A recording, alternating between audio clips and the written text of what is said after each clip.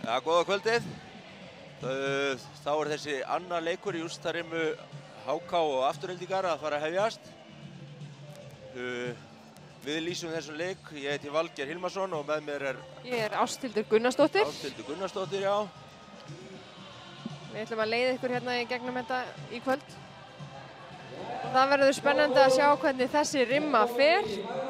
Já. En HK-ingar tóku síðasta leik svona, já, nokkuð óvænt. Já, ég myndi segja að það væri óvænt því að Aftureldingar er náttúrulega búin að fara í gegnum deildina og bikar án þess að tapa leik. Jú, og í rauninni bara í annað skipti í vetur sem að Afturelding lendir í því að spila 5 leik. Og já, byrjaði í rauninni á því að spila 5 leik á móti Stjörnunni núna í lok tímabils. Og já, þannig að þetta er bara í annað skipti sem þeir lendi í svona löngum hörkuleik og það kannski mætti segja að HK-ingar væri reynslu meiri í því svona í vetur. Já, það eru búin að vera Aftureldingarstelpur gríðarlega samfærandi. Nú sjáum við hérna það að verið að kynna fyrirliða og þjálfara og það er Laufey Björk Sigmundsdóttir hjá HK-ingum og Einar Sigurðsson þjálfari og fyrirliði hjá Aftureldingu er Sahirina Filipova og Apostol Apostolov sér þjálfun liðsins.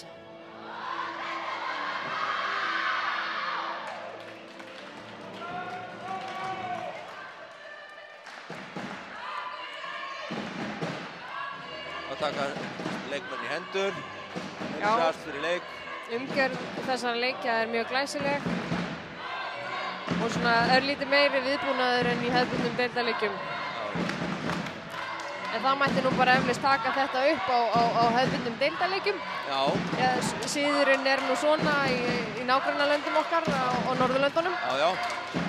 Það er það. Þannig að ég held að þetta sé stórt skref í átt af því að svona færa blaggið upp á aðeins hærri stall hérna. Já, vissulega. Það verður gaman að sjá hvernig HK byrjar þennan leik. Natalia Rava hefur komið inn í úrslitakeppnina, best inn í hópinn.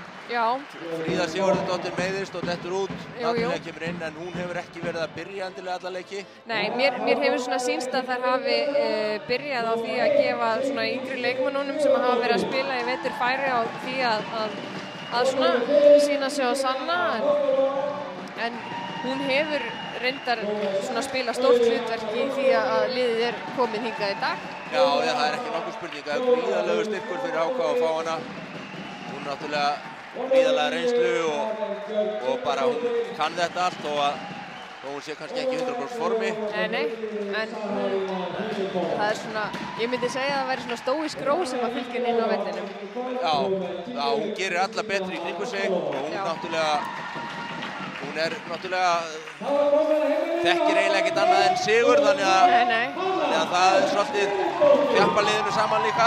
Já, maður þekkir þetta nú reyndar af persónulegri reynslu þegar Natalia Rava var í Þrótti Reykjavík og við vorum hérna á okkar sigurtímabili kringum 2006-07 og þá einmitt kom Natalia inn í bikarkeppni og úrslit Íslandsmóts og getur haft alveg gríðarleg áhrif á spilamennsku liðsfélaga sinna þannig að reynslan er góð. Nú er það gaman að sjá líka hvernig liðin koma raun og veru inn í þennan leik, hvort að sjálfstraust HK eflist eða hvort að Afturelding verður kannski svona smá skjátt í þeim eða jafnvel að þær komi bara ennþá ákveðnari. Já. Mér finnst nú svona hættan á því að þegar lið sem er neðar í deildinni vinnur hrinur eða jafnvel vinnur leiki að það er svona hættan á því að þau lið verði ögn mettari. Að þá séu þau bara búin að ná ákveðnum áfanga og þá þurfum við ekkert endilega að endurtaka hlutin jafnvel aftur því miður náttúrulega. Já, það er líka náttúrulega, það má ekki gleyma því að Elisabeth Einarsdóttir, hún er náttúrulega að koma núna inn í lið HK búin að lenda í allan vetur. Og já, ég náttúrulega hef örlitla reynslu af því að spila náttúrulega núna á mótinni í úrslitakeppninni og ég verð nú að segja, sko, miðað við leikinn á laugardaginn var að það er stór munur á henni bara í þeim leik og síðustu 2-3 leikjum þar á undan. Já, hún er farin að láta reyna miklu meira á öxlina, farin að þora að slá, sko. Þannig að ég held að það hafi skilað sér líka fyrir HK-liðið þarna á laugardaginn var. Já, ekki nokkuð spurning. En leikurinn er að byrja og það er HK sem að byrja með boltann. Og byrjunarliðið hjá HK, það er skipað þeim Hönnu Maríu Friðriksdóttur, Venceslöfu Marínovu, Herborgu Veru Leifsdóttur, Laufu Björku Sigmundsdóttur, Ingibjörgu Gunnarsdóttur, Elísabetu Einarsdóttur og Frelsingi Steinunn Björgólfsdóttir. Já. Og það er Hanna María sem byrjar á hörkusókn. Hörkusókn. Við erum að sjá að Aftureldingar aðeins að feila í móttökunni. Þetta sáum við svolítið á laugardaginn. Já. En það hefur nú verið svona styrkleiki Aftureldingar í vetur að þær eru búin að vera stabílar í öllu sínum aðgerðum þar að meðal móttöku. En Afturelding teflir fram sama byrjunarliði og í fyrsta leiknum. Já. Og það eru Auður Anna, Sigdís Lind Sigurðardóttir á miðjunni, Miklena Póstalófa sér uppspilið. Auður Anna Jónsdóttir er á kantinum og Fjóla Rut Svavarsdóttir á miðjunni og Karin Björg Gunnarsdóttir í díó og Saharína Filipova er á kantinum og frelsingi þeirra er Kristína Póstalófa. Auður með gjöf. Já. Og Laufey með hörkusmassana. Já. Það eru góðar, þessi leikur byrjar á góðum sóknum. Já. Leikurinn á laugardaginn, hann einkenndist meira af góðum vörnum. Já, og var líka svona dálítill uppgjafa leikur og maður sá það í rauninni að bara það lið sem að náða að halda uppgjöfunum sterkum og taka sæmil á móti. Þannig að það er náttúrulega uppskriftin í rauninni að velgengni í blaki. Og það er ná að verja fyrsta smassið á Sakarínu og hún slær aftur, aftur verja þær. Og það er yfirsti.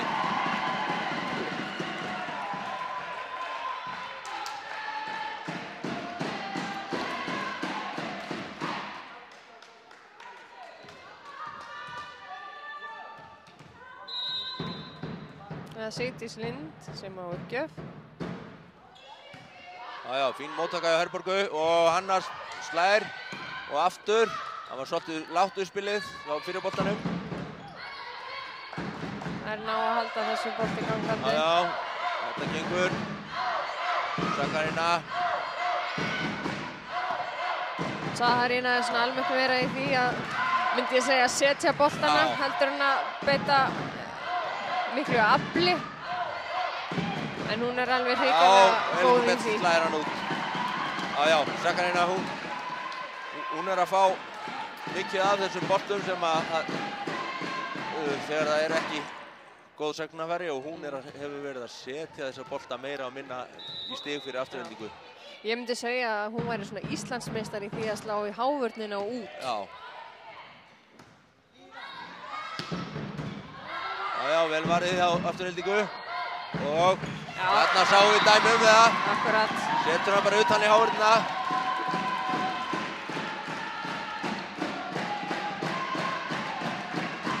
Þetta er ákaflega góður eiginleiki að hafa. Já, hún er ekkert að taka þetta kraftinu, hún býður bara og horfir og það er nú oftast óverjandi. Já. Aftur góð móttaka hjá Herborgu og hún laumar Elisabeth. Glæsilega gert. Apóstólan er ekki sáttur við sína konu akkurat núna. Nei. Hún var mjög aftarlega. Þannig að hún átti ekki séns á að komast undir þessa lemu. Nei, það er Hanna María sem fer í uppgjöf fyrir HK-inga.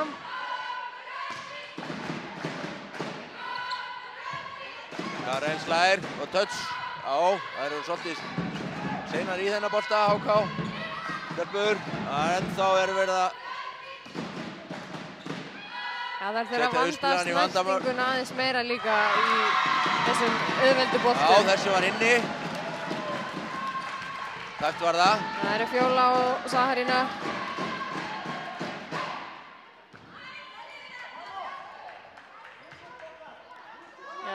Lið Aftureldingar er náttúrulega þétt skipað leikmönnum sem valdir voru í lið ársins. Já, og landsliðskonur meira og minna.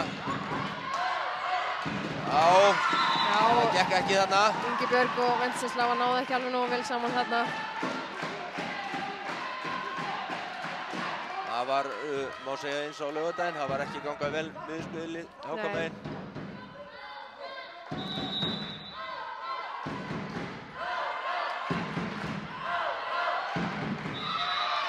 þessi var úti. Þess að geta á þessum leikjum, úrslitaleikjum, þá eru 4 línuverðir, þannig að það er fylgst vel með öllum línum. Þannig að vonandi verður allt hárrétt. Og enn er Afturelding í vandræðum með móttökunni.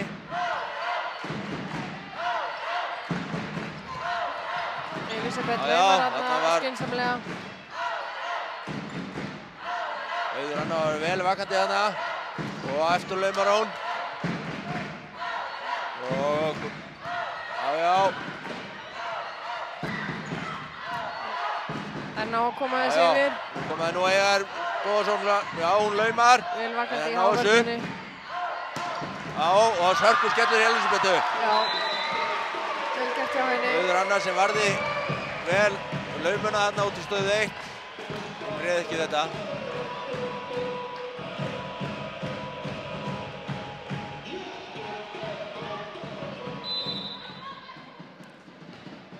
Laufey, þar er fyrsta uppgjöfun sem klikkar í þessum leik. Það er Saharína sem fer í uppgjöf. Nei. Það er einhver örlítil óvissa það hver á að fara í uppgjöf. Og það er Saharína.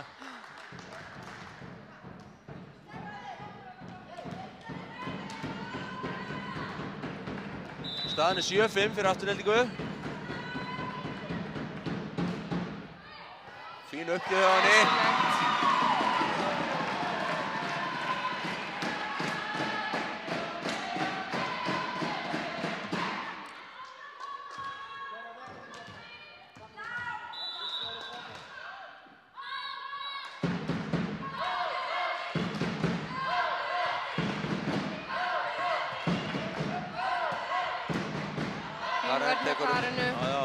Og Saharína úr afturlínu og Laufey nær þessu en fer í handtönnina.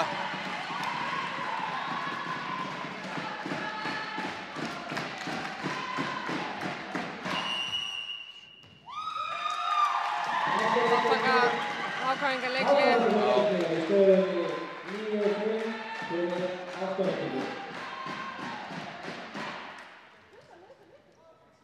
Verður að stoppa þennan upptakt hjá Aftureldingu. Já.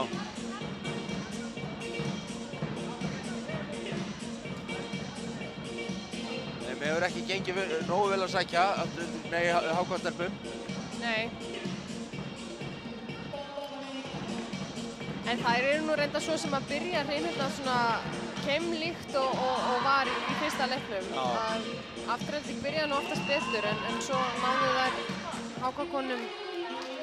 Svo náðu Háká-konur í rauninni að jafna og sigur svo fram úr þarna miðbik og seinni hluta deildarinnar. Það var allt tilbúið aftur.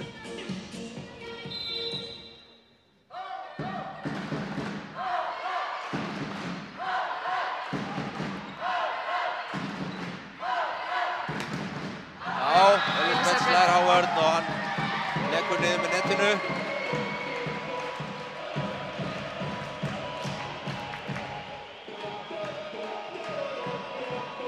Þá er það Elisabeth í uppgjöfuna.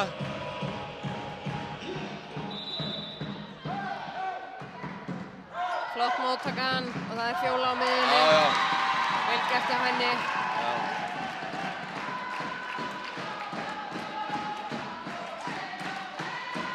Það kom mjög góð móttaka í Aftureldingu.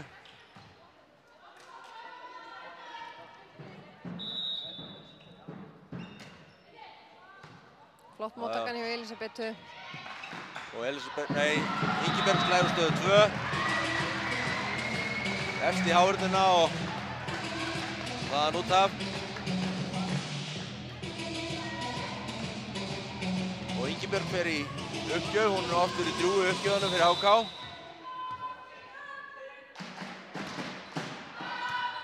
Já, það eru vandræði. Það náðu sinn. Og fá grætsbolta Háká. Og Hanna slær. En hann var nú lár. Já, hann var allt og lár þessi bolti, hann var ekki náttúrulega. En þá er spurningum að reyna að leysa verkefni þannig að boltinn skilir sér inn á völlinn. Já, setja hann lausar bara og skilja honum inn. Já, við vorum að sjá þetta svolítið á laugardaginn líka. Miðjuspilið var of lágt. Glæsileg móttaka á Steinunni. Já, og það er ná þessu. Hún spilar upp á Hanna, já, og hún laumar og það fyrir beint í gól. Þannig var vörnin í Aftureldingu ekki nægilega vel vakandi. Nei. HK hefur nú aðeins verið að beita þessu á móti Sakarinu, þá hefur Elisabeth verið að fara í hávörn á móti henni og Vetsi fer út í stöðu 4. Það er að reyna að fækka hávörnina. Þá hefur hún verið að slá. Þetta var betra hjá hennu. Karin slær þetta í hávörnina og aftur fyrir.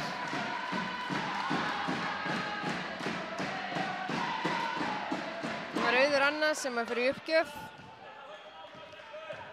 Það er markvisst, vantarlega er það nota þetta að slá utan í hávörnina. Já.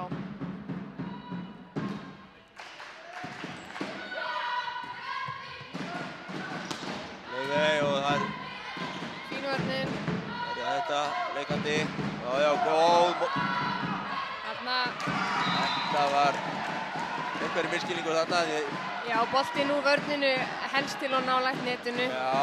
Það er erfitt að ætla að setja austur og nýta þessa stöðu.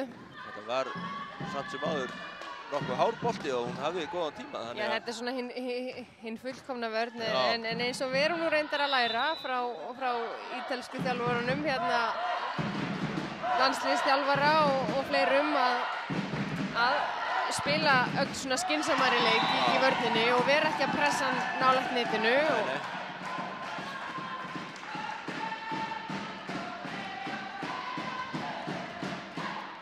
Og þetta er svona ný aðferðafræði sem ég held að komi til með að henda okkur mjög vel til lengri tíma þegar við erum búin að aðlagast.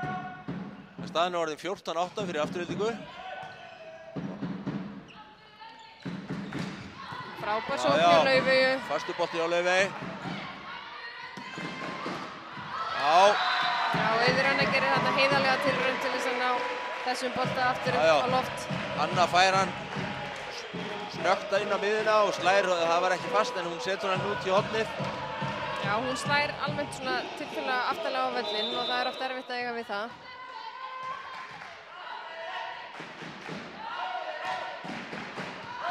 Já, fín uppgjöf og hvað gerir hún? Jú, setur hann niður með ávörðinni. Þetta var virkilega vel gert hjá henni. Það var, eins og við segjum, það er mikil hugsun í hverju höggi.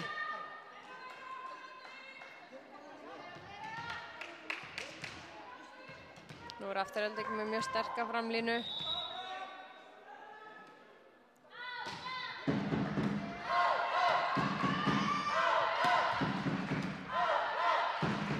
Aftureldingakonur eru vel vakandi hérna aftur á línunni og Fjóla vinnur þetta á varnareinvígi. Eins og henni einnig er lagið.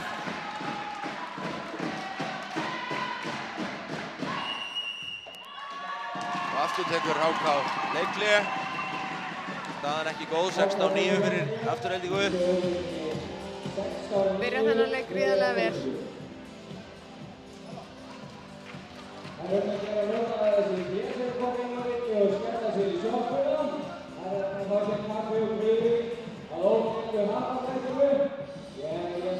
Það er spurning hvort að Einar leyfi þessu liði bara að klára að hrynna eða hvort hann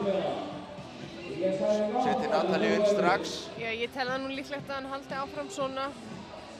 Já, eða svo náttúrulega önnur aðferðafræði að setja Natalíuna og leyfa henni að hitna núna. Þannig að hún sé tilbúin í byrjun næstur hinnu. Ég hugsa að það var nokkuð sterkt. Aðeins að leyfa henni að mýkjast upp. Og þá gerir Afturelding skiptingu og það er Telma Dögg Grétarsdóttir sem kemur inn á í uppgjöf fyrir Sigdísi Lind Sigurðardóttur. En Telma, hún er að jafna sig á hnémeiðslum og getur því ekki tekið þátt í sóknarleik liðsins. En hún er gríðarlega sterkur leikmaður. og hefur í rauninni ekkert verið með af krafti síðan og vorum hérna úti með landsliðinu á Novotel Cup í janúar. En þannig að það er von til þess að hún verði aftur komin í stand fyrir smáþjóðaleika. Hver veit? Slær Elísabet aftur út. Elísabet sækir dálítið mikið í það að slá með línunni. Jú, jú.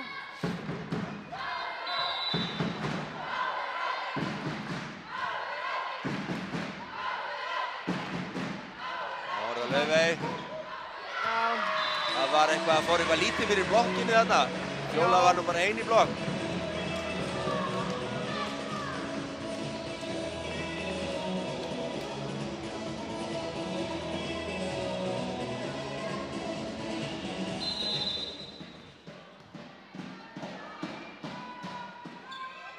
Já, fín uppgjöf.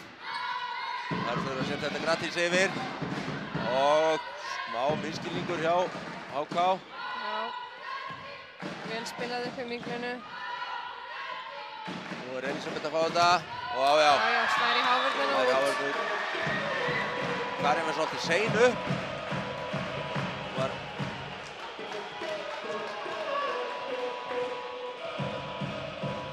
Já, og vantaði hans að fara bara með hendurna betur bara yfir í netið þarna. Já, hún var bara ekki komin alveg upp þegar höggið kemur. Hún var bara leiðin upp þá. Glæsileg móttaka hjá Iðunnu. Já, þessi er út. Já. Saharína hitti þennan illa.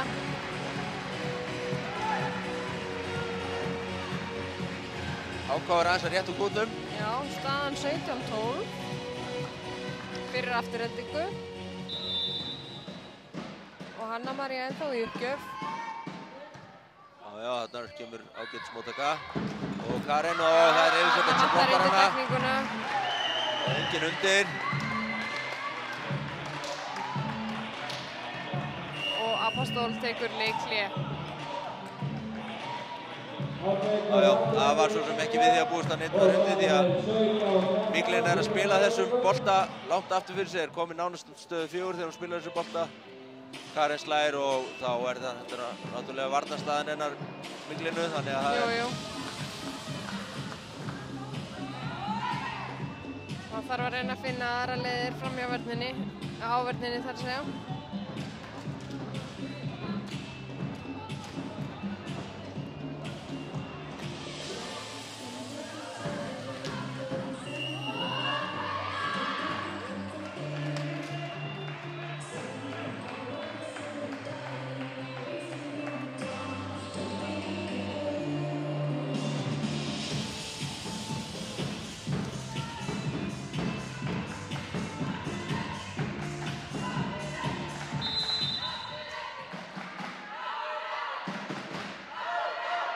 Það sé aðeins út af.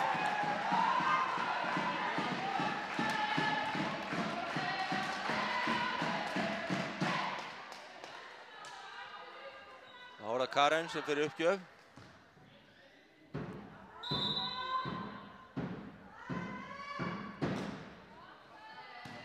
Já, fínasta móttaka hjá Steinunni og Laufey. Hún slær. Þessi fer nú bara í netið sem mér. Já, netstreng sennilega. Og Andanu hefur líka.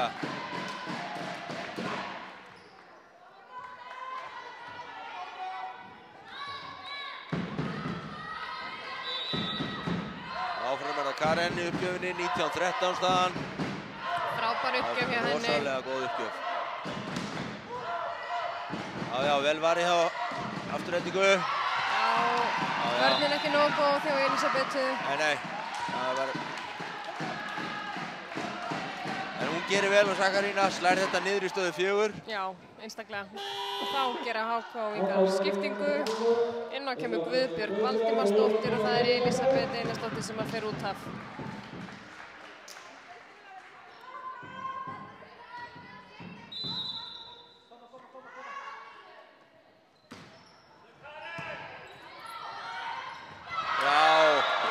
Nú ætlaði Fjóla að ýta honum bratt niður með netinu en það var svo bratt að hann fór hennar eigin vallarhluta. Já.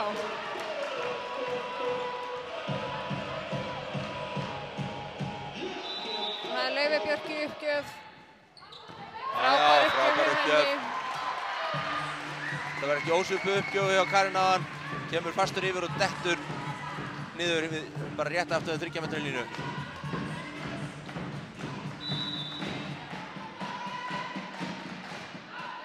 Þessi langur.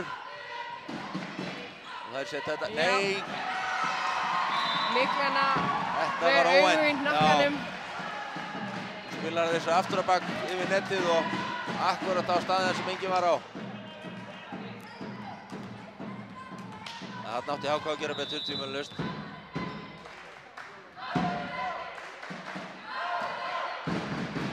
Það er verið að sleita dálítið að Steinunni Helgu í að gefa upp á frelsingjan. En móttökurnar hafa nú reyndar verið ágætar hjá HK núna. Já. Það er svona, í líbarostöðinni er það hennar veikarlið meira móttakan. Hún er frábær varnarmaður. Frábær varnarmaður, eldsnögg. En hún er nú búin að vera bara nokkuð stabíl í móttökunum núna. Það verður ekki annað sagt.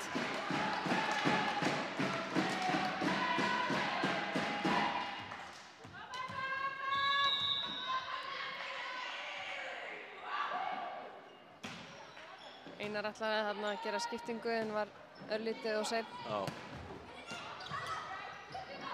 Fjóla laumar þessu yfir. Guðbjörg slær net. Og þá er þessi hrina svo gott sem búinn. 24-15. Og það er Edda Ásgeirsdóttir. Kemur inn á.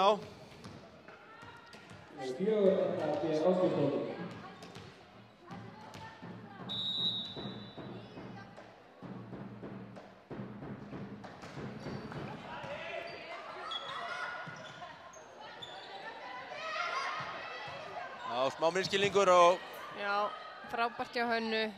Og þessir úti.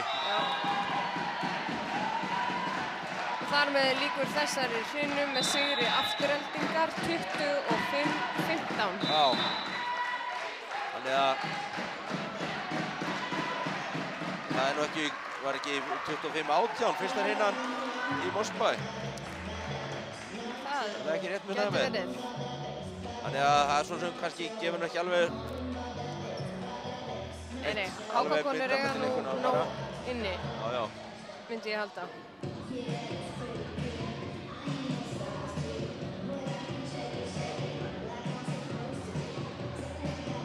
Það er eitt og annað sem að HK-stelpur þurfa að laga.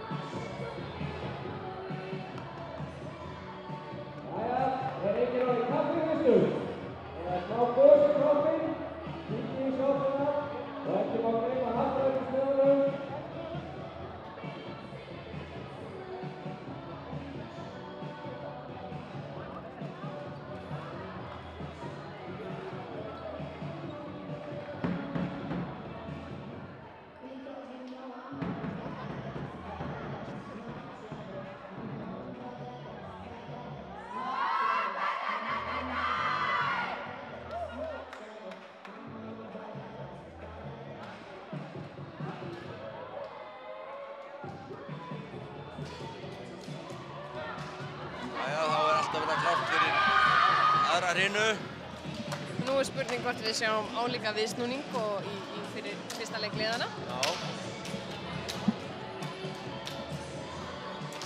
Natalia Rafa er allavega komin úr æfingagallanum, þannig að hún er tilbúin til að koma inn á hvað sem nú verður. Já, og Elisabeth hún er örugglega á leiðinni inn á. Já, fer úr treyjunni. Þannig að það er ekki ólíklegt að... Það er Helborg Vera sem að fer út af. Já, þetta er svona nokkurn veginn það sú uppstilling sem HK var með þegar þær voru að vinna þessar hinnur á móti Aftureldingu á laugardaginn. Já, og sömuleiðis í undanúrslitunum. Já.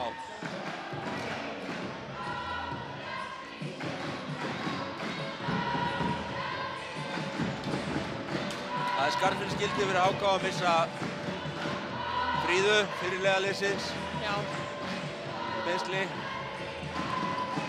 Veistu eitthvað með þau meiðsli? Er þetta eitthvað sem á eftir að taka langan tíma að jafna sig?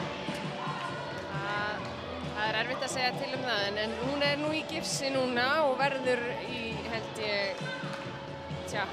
kannski, ég myndi segja hámark 2 vikur til viðbótar. Þannig að það er alveg, ég held að það sé von til þess að hún geti tekið þátt í smáþjóðleikunum. Það væri náttúrulega frábært fyrir íslenska landsliðið ef hún verður í standi á smáþjóðleikum. HK byrjar vel hana Steinum í ágætis móttöku. Natalía skilja fyrsta bolta beint í gólf. Það er náttúrulega, Fríða hefur verið svona atkvæðamesta miðjan í liði HK og sérstaklega hvað sóknina var þar. Já.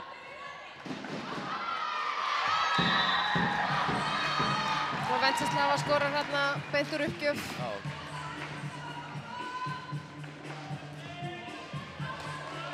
Það var Kristína ekki sem fékk hennar bolta á sig. Jú.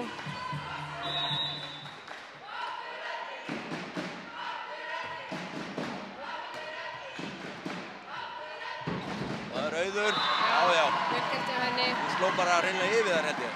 Hún sló reyndar mjög seint, þannig að hún sló í rauninni þegar þær voru á leiðinni niður í hávörninni. En það er nú reyndar ekki nokkur vafi það að hún er full fær það að slá yfir. Já, hún er hvað er hún ekki? 1,87? Eitthvað svoleiðis myndi ég halda. Já, og Hanna, þetta er hún á línu bara, beint á línu. Glæsilegt hjá þeim.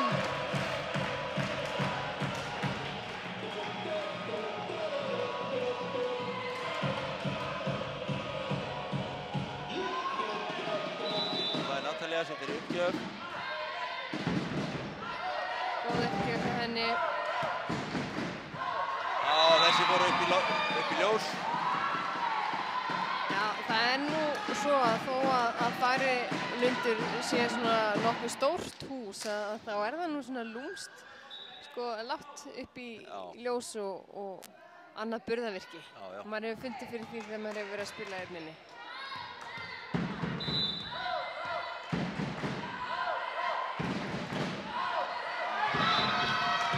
Setur þannig bolta í netið. Og HK-ingar eru yfir. Já, 4-2 fyrir HK. Byrja sterkara heldur en í fyrstu rauninni. Það er Hanna komin í uppgjöfina. Þrís massar frammi, Húspilarinn er ennþá aftur. Þannig að það þurfa að nýta þetta og línuverðin er ekki alveg sammála. Nei. Þorsteinn sem á þessa línu, hann handaði mér hann inni. Já, HK fær þetta stig. Þetta var nú reyndar, gerðist helst til of oft í karlaleiknum í gær. Já. Að það var ósamræmi hjá línudómurunum.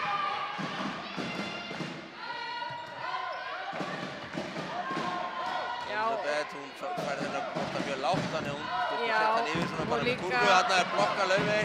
Gratísboltinn var ekkert sérstaklega há. Aftur línusmassi á Auði og Laufey, hann er nálægt netið þessi bolti hjá henni. Og þetta var eitthvað skrítið og afturheldingamenn vildu fá tvíslag á þetta. Og þetta pressaði Hanna boltan allt og stíft. Elizabeth. Já, Elizabeth. Boltan allt og stíft hérna á Laufey.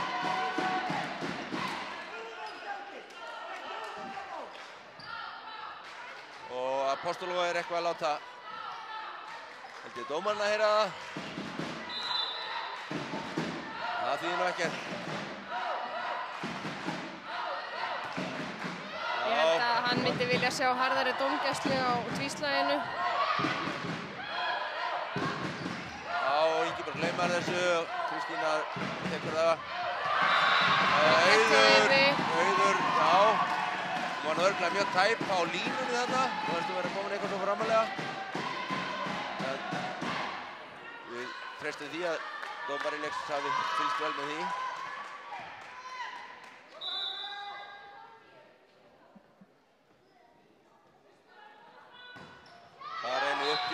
setur hann beint í net. Þetta var ekki samfærandi uppgjöf. Þá Afturelding búin að missa 2 uppgjafir í þessari hinu. Það Leifur Björk sem að gefur upp fyrir HK. Og það skipting Afturendingamegin og út af fyrir Karen Björk Gunnarsdóttir og það Velína Apostolova sem að kemur inn. Þá þær orðnar 3 meðgunar inn á.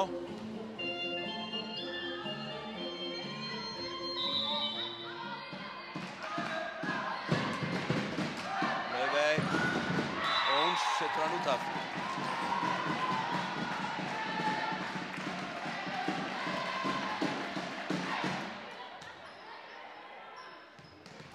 Það Saharína sem að fyrir uppgjöf hjá Aftureldingu.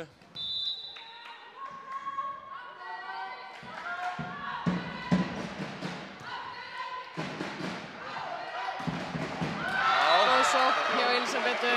Elisabeth gerði vel. Natalie var þarna mjög tæp í móttökunni. En boltinn skilaði sér nú samt svona alveg þokkalega á spilarann, þannig að hún gat unnið úr þessu. Elisabeth fer þá í uppgjöf, lausa uppgjöf hérna. Já, hún hlífir ennþá axlina sér í uppgjöfinni.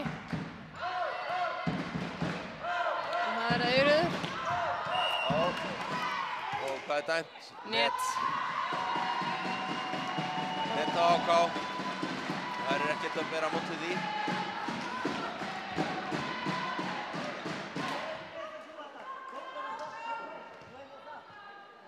Fjóla Rut í uppgjöf. Góð frábær uppgjöf með henni. Góð uppgjöf. Natalia lendir í vandræðum. Já, það að fá hann þarna á axlaræða, þessu sennilega hefði nú þessi bolti bara verið út af. Ég nú reyndar ekki viss það. Það þannig flot á honum. En þessi hins vegar úti. Það gefa mikið upp á Natalíu þegar hún komin inn á.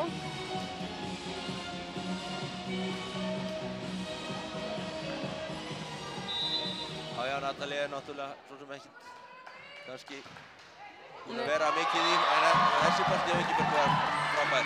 Frábær uppgjöf hjá Ingibjörgu.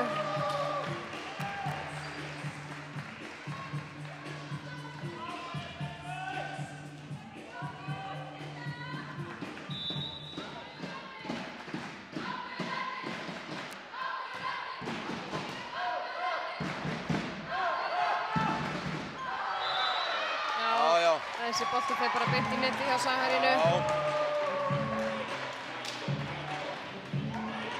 Og HK með yfirhöndina, staðan 10-7.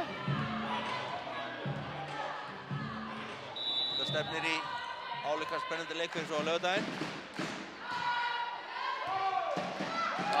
Þessi fyrir upp í loft. Auði. Ingibjörg að standa sig vel í uppgjónum. Komið 3 stig núna, meðan að Ingibjörg er uppgjöf.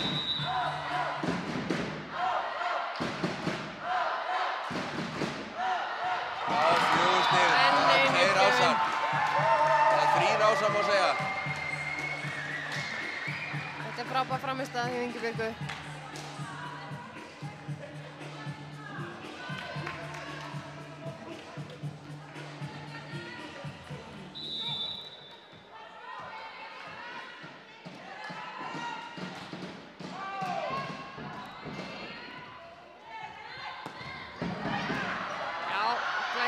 Gert hjá HK-konum.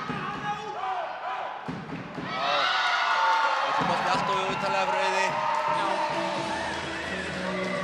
Það var mjög erfitt fyrir hann að vinna úr þessu. Og Afturelding þetta leiklega.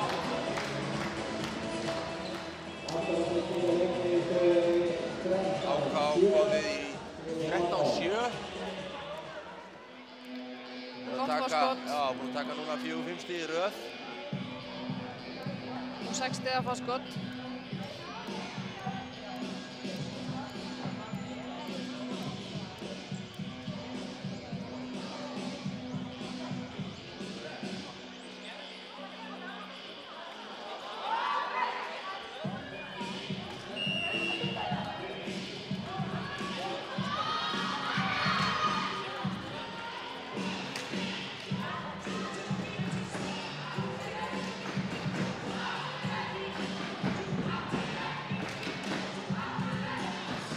sjá hvort það verður eitthvað viðsnúningu núna. Já. Sennilega fyrst og fremst verið að reyna að brjóta niður rytmann í uppgjöfunum hjá Ingibjörgu. Það er það sem hann hefur verið að hugsa um. Já, frábær móttaka hjá Kristínu. Og vel gert, það stegið hávöldina út.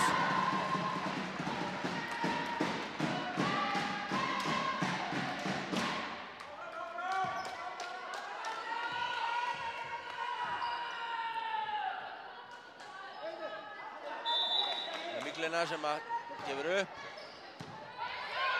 Móttakan helst til að nálægt hjá Elísabetu.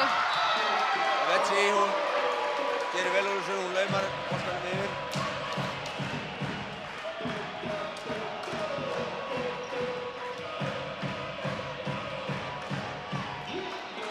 Fer svo uppgjöf.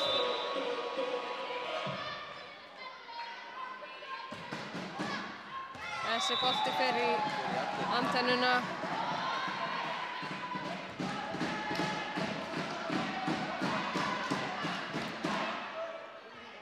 Það er Auður Anna í uppgjöf.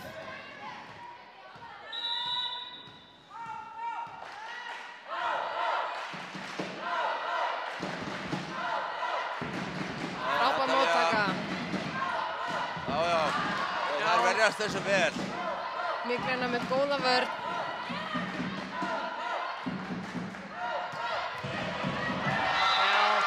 Natalía skilar þessu beint í gólf. Afturhendinga megin.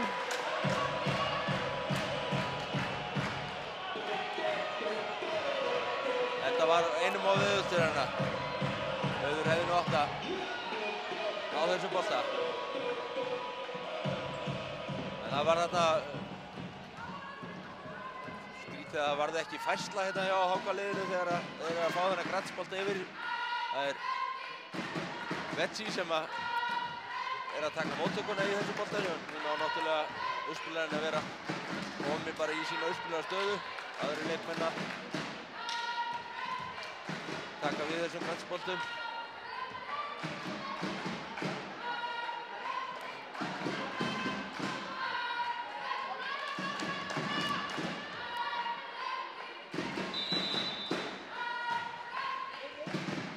Frábær móttaka hjá Kristínu. Já, og Miðjusóknin góð hjá Sigdísi og Miklinu. Það má nú ekki gleyma að hrósa uppspilarunum. Nei. Það er Og þá gerir Apostól sömu skiptingu og hann gerði í fyrstu hrinunni. Það er Telma Dögg sem kemur inn og í uppgjöf fyrir Sigdísi.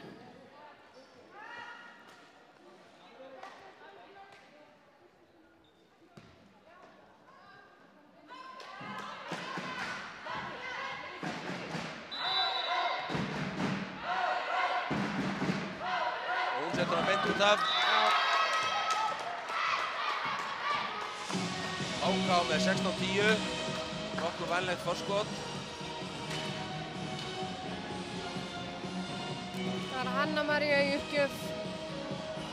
Hún hefur verið að gefa vel upp í úrslitakeppninni. Ekki núna. Ég hefði kannski hægt að bíða með rósið, en hún áða nú samt alveg skilið. Já, þetta er ekki óalgengt þegar mann verður rósa einhverjum að þá... Einmitt.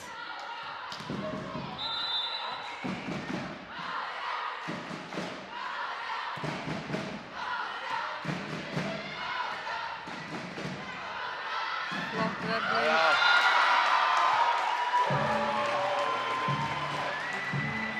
Elísabet, hún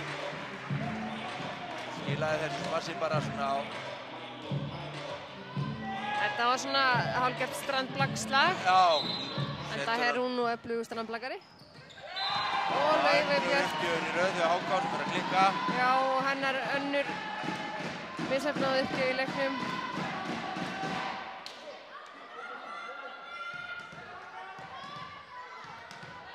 Og Saharína, uppgjöf hjá Afturhendingu. Flott. Já, aðeins svo nálægt hjá Steinunni. En Venceslava vinnur vel út þessu. Elísabet, já, hún slær þennan. Næsilegt hjá henni.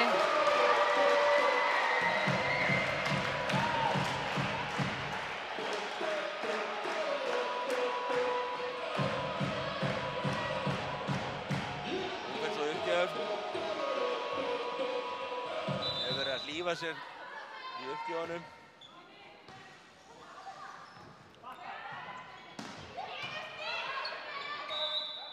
Já, yfirstig eftir línu.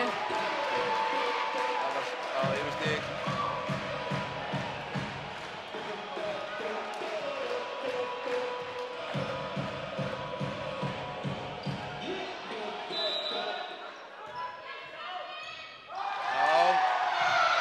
Misjafna móttaka hjá Kristínu.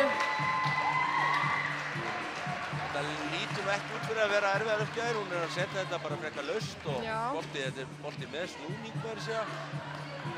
Og þetta er önnur röð sem að setur Kristínu í vandræði. En núna tók hún með alveg 100% á móti þessu og Auður er tilbúin hérna. Nei, Laufey undir. Glæsileg hávörðin hjá Aftureldingakonum.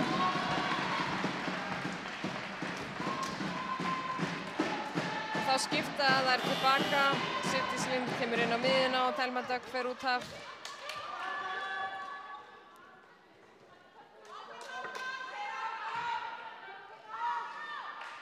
Og Fjóla Rut í uppgjöfuna. Þessi er úti. Það eru náttúrulega margar uppgjafir sem að fara í fólkvörðin í þessari hinu. Og algjör viðsnúningur. HK leiðir 21-13. Já, og Ingibjörg komin aftur í uppgjöfuna. Þær fengu en 4-5 stig áðan þegar Ingibjörg var í uppgjöf.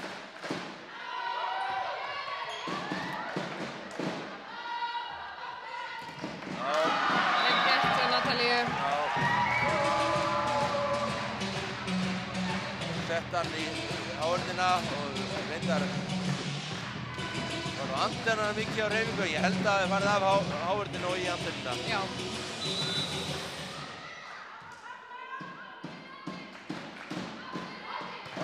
Frábær móttaka hjá Velínu. Og já, það er ná að stoppa þetta í blokkinni. Og Ingibjörg. Frábær miðsókn. Þurfa HK-konur bara 2 stig í viðbót til þess að klára þessa hrínu. Já, þetta hafi verið alveg á víxl, frekar ójafnar hrinur.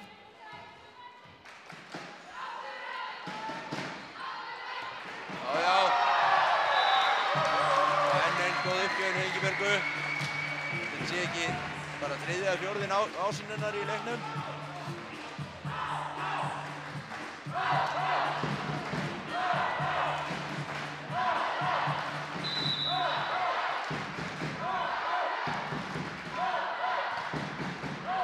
Þessi bolti er úti. Þessi er úti, já. En þetta var góður staður ef hann hefði rattað inn.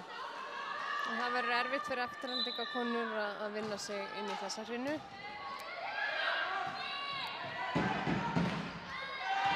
En það er nú allt hægt. Já, það er allavega að gera að koma sér almennilega í gang og þannig að komið með svona rétt hugafar inn í næstu hrínu.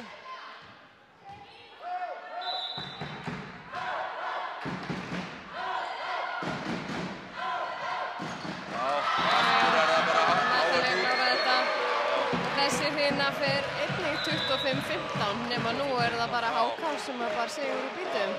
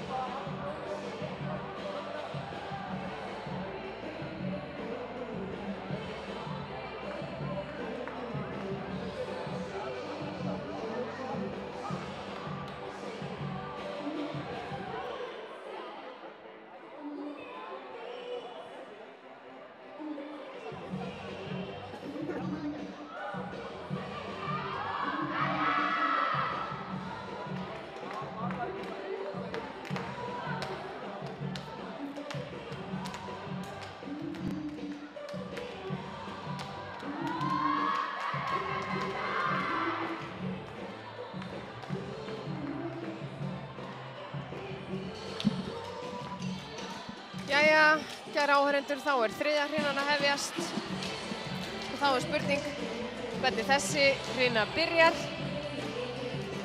Halda HK-konur áfram uppteknum hætti. Það sama byrjunlið og í annar hrinu á HK. Og það Velína Apostolova sem kemur inn í byrjunarlið í stað Karenu Bjargar Gunnarsdóttur. Hún reyndi að spila megnið af annar hrinu. Velína, hún kemur inn á bara, já, örugglega fyrir miðjar hrinu. Spurning hvort að Karen sé ekki heil. Jú, ég myndi nú halda það. Þær hafa bara svona mismunandi styrkleika. Já. Það bara verið að...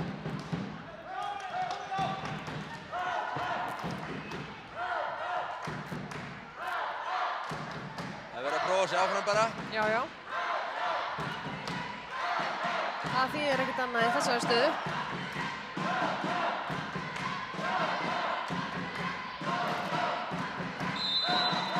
Það Venceslava sem byrjar leikinn. Já, góð móttaka og já.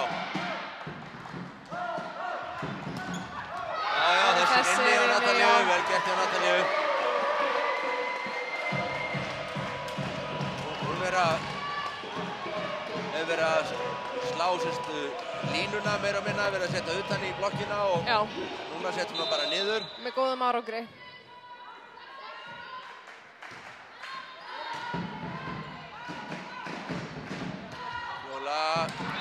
Nei, þetta hún Auður Anna. Já, Auður Anna. En þarna var mikill misskilningur í vörninni á HK. Setur þetta aftast á völlinn. Já. Vetsi var eiginlega að fara að hlaupa bara fram í úrslitarstöðuna. Það lögð á stað þangað. Fín vörnin hjá Miklinu.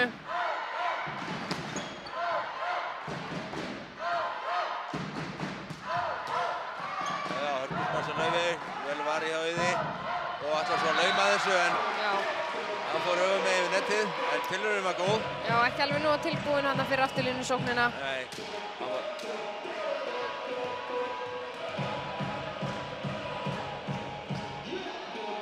HK komið yfir 2-1 og Natalía rafaði í uppgjöf. Og allt og langt. Þessi úti.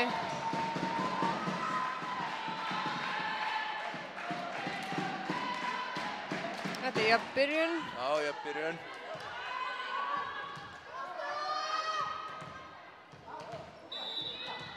Það var nú þriðja hrinnan í Moskvanni, hún var mjög jöfn.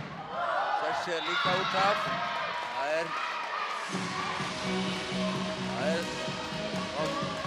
taugatrekkingur. Og það ættu nú að vera konur yfir svona það mesta í þriðju hrinnu.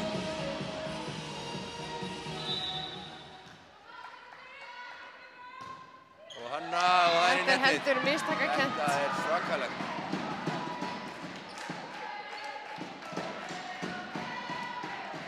Þá fyrir Velína komið press á Velínu að skila þessar uppgjöf.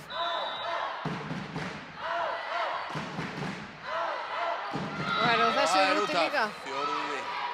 Þetta nú orðið heldur mikið. Já, svona getur gæst. Laufey, hún klikka á tveimur í hreinu 2, tveimur uppgjöfum og hún að klikka þetta líka. Nei. Ég held ég hafi bara aldrei séð hana eins, skal ég segja þér. Ég hef spilað leik þar sem að þetta gekk svona á með hvorugt liðið skilaði uppgjöf, ég held að það verið 7 uppgjöfur í raun. En á meðan liðin skiptast á að gera þetta, þá náttúrulega kemur þetta svona nokkurn veginn út á eitt. Þetta kemur jafnt út, en ekki skemmtilegt á að horfa. Nei, alls ekki. Þessi er úti. Já. En Saharína gerði vel hérna og kom uppgjöfun yfir netið og inn á völlinn. Já. Elisabeth, hún þyrfti að taka sér Saharín og Natalíu til fyrirmyndar að nota svolítið hávörðina. Já. Hún leitar alltaf við að slá utan við hana og... Flott móttakan hjá Natalíu. Ingibjörg með stuttan bolta. Auður Anna, já, hún gerir þetta vel þrátt fyrir að adrenalín hafi verið, lítill. Já, engin. Var eiginlega meira í bakki heldur en áfram skrefum.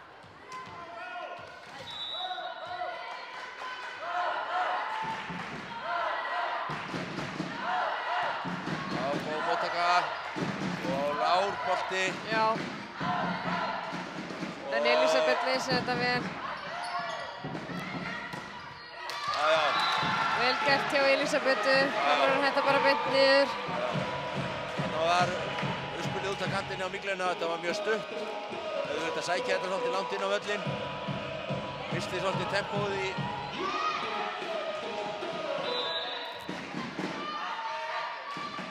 Og Elísabet gefur upp. Hún notar þarna hnefann til þess að slá. Og Auður slær ávörn út.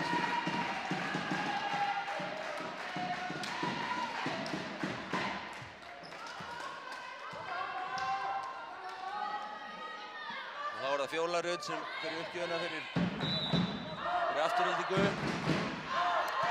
Góð uppgjöf hjá henni. Ingibjörg lærir stöðu 2. Já, þær eiga það til að beita þessu.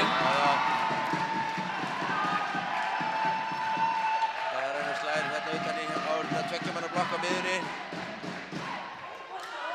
En Ingibjörg hefur verið að slá aðeins úr stöðu 2 þegar hún er í þessari stöðu. Já.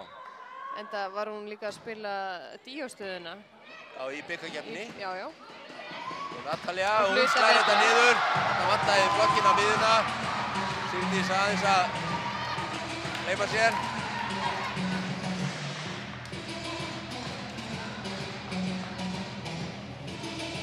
Og afturhaldingu yfir, 8-6 og Ingibjörg komin í uppgjöfuna. Hún var dýrmætt fyrir HK, síðustur hinnu uppgjöfunum. Já. Það ná að verjast þessu HK. Laufey er vel vakandi hérna. Já, Natalja laumar. Það eru tilbúnar og Míglena. Já, upp í. Já, vel gert hann hjá Kristínu. Og þær setja þetta yfir.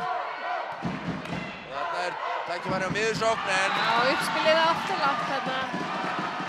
Og Hanna nær ekki að redda þessu. Nei.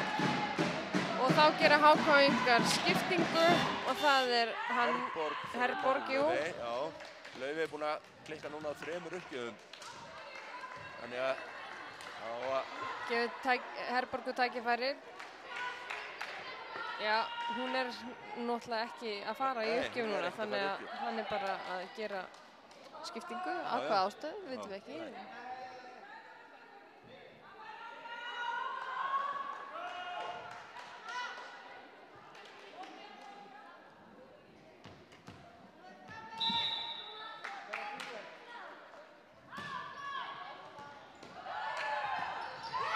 Ná að koma þessu yfir. Frábært uppspilið hjá Míglenu og Velína leysir þetta alveg frábærlega. Og laumar hérna í miðjuna.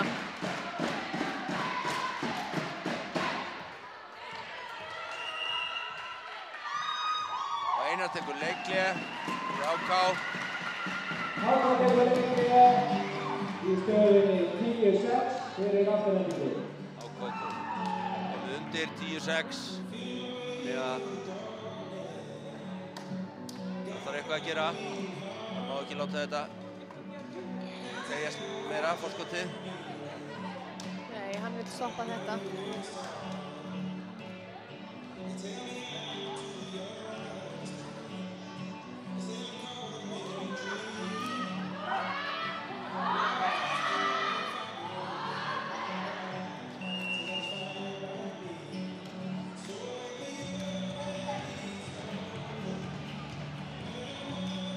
Míglena í uppgjöf. Hún er oftast mjög stöðug. Já. Stöðug.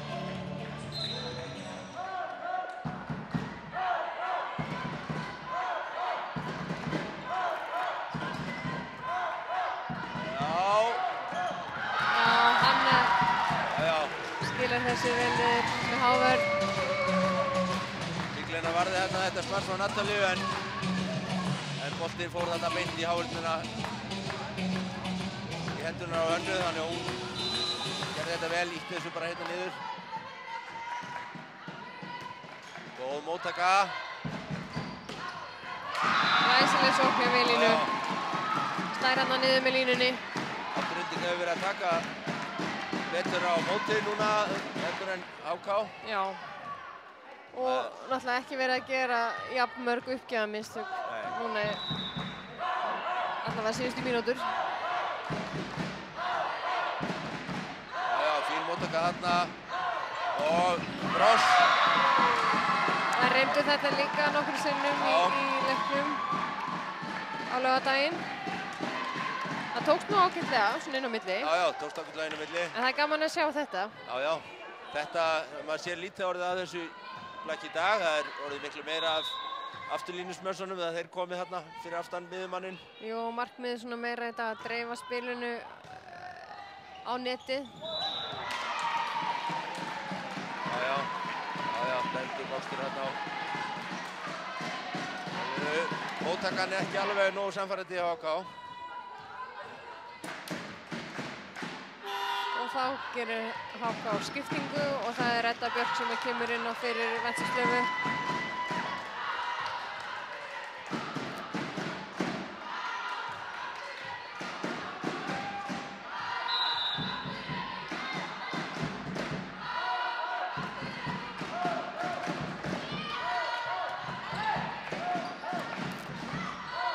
Setur niður bara með Bakker.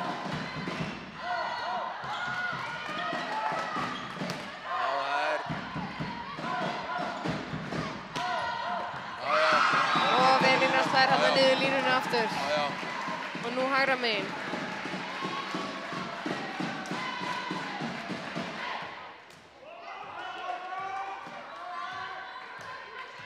Þetta er farið að líta nokkuð vel út á afturheldingu. Varum við 7 stiga fórsku. Fórskot. Ennþá móttöku vandræði og Herborg. Það er eini bara í hávörn. Já, vel náð hjá Saharínu.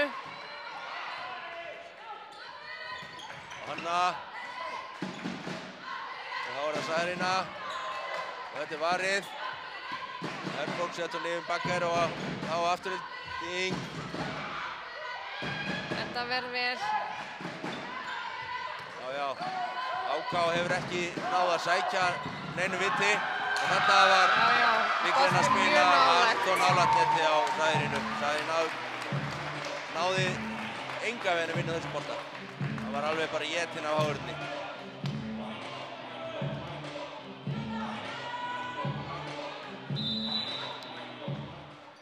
Og Natalía komin í uppgjöf. Já, góð móttaka hjá Kristínu og Villa.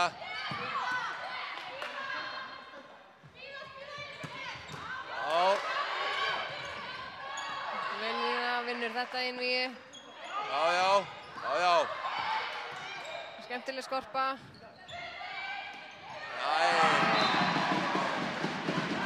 Mistök þarna hjá Herborgu. Og þá gera bæði lið skiptingu. Og inn á kemur Thelma Dögg fyrir Sigdísi Lind. Í uppgjöfina. Og Laufey Björk kemur inn á fyrir Herborgu Veru.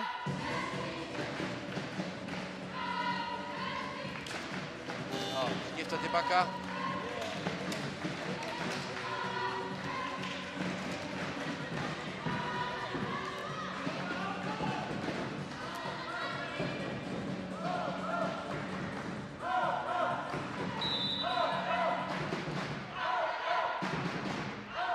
Þessi uppgjöf var fín hjá Thelmu. Og hún er enn að slá út. Hún er að leita að hávörninni þarna. Hún tekst ekki.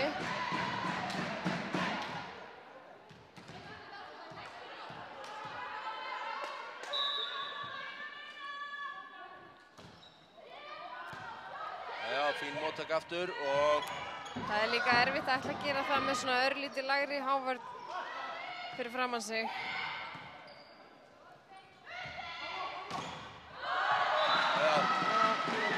Þarna slær Laufey Björk í hávörnina út af. Saharína náði ekki að stýra þessu inn á völlinn. Og þá kemur Guðný Rut inn á fyrir Hönnu.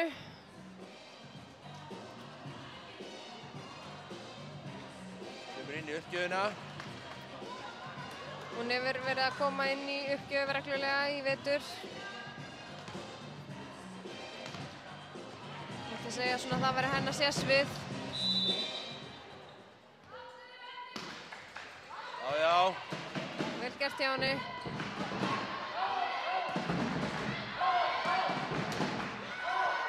Og Laufey slær hann aftarlega á völlinn. Já, og það setja þetta. Þetta er smá misskilningur og leiðilegt að sjá svona auðveldan bolta fara í gólfið.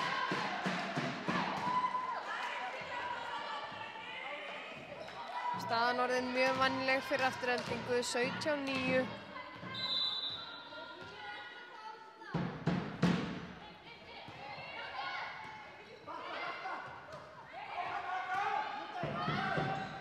Miðjusókn. Já, glæsilegt hjá Fjólu og Miklenu.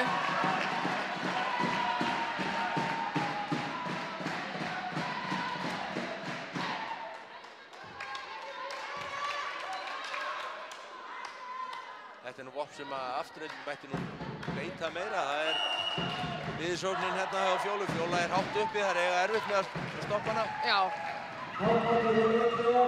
Hún hefur verið mjög atkvæðamikil í liði Aftureldingar og skorað mikið. En það, móttakan þarf að vera góð. Framspilið þarf að vera gott svo að sé hægt að sækja mikið á miðjunni. Jó. Og svo má nota skotið þegar miðjan kemur langt frá. Nei, þegar móttakan fyrirgefið. Já. Er langt frá netinu. Já, en móttakan hefur verið að koma sterk inn núna hjá Aftureldingu. Það hefur verið að skila boltanum mjög betur fram en uppæði leiks. Koma að láta hérna í sig. Hæ!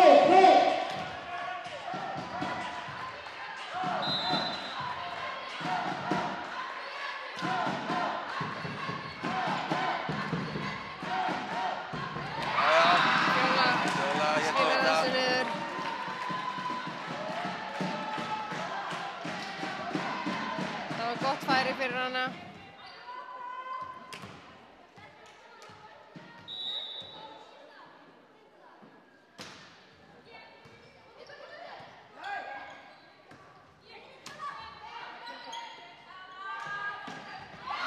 Saharína gerir þarna mistök í sókninni.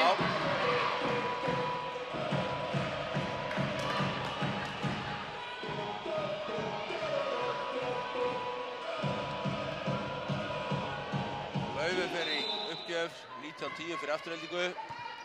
Glæsileg móttakan. Já, og Fjóla snær þetta út. Beint út, já.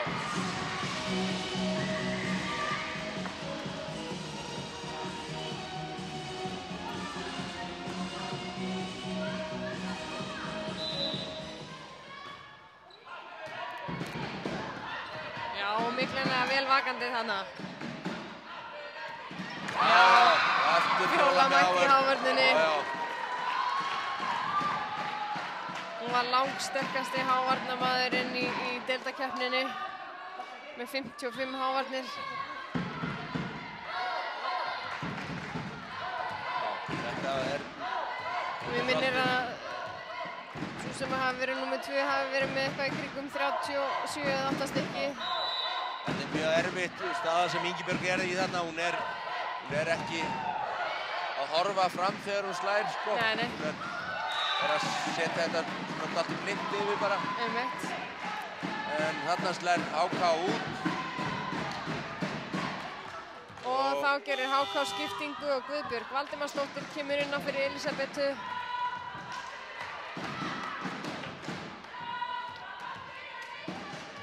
Og Einar frestar þess að rétta stöðuna.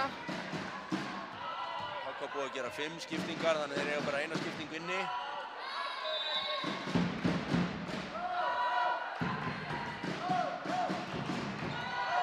Og það er móttökumvandræði. Og þarna er góður bolti og Fjóla. Glæsilegt.